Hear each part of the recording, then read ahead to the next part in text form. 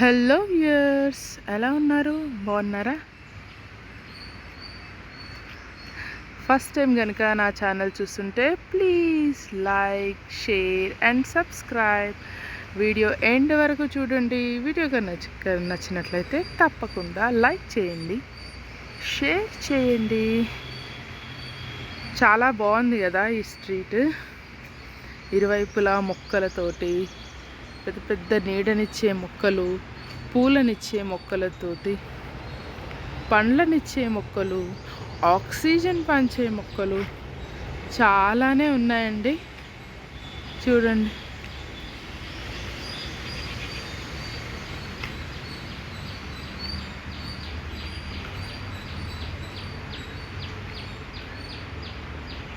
కదండి.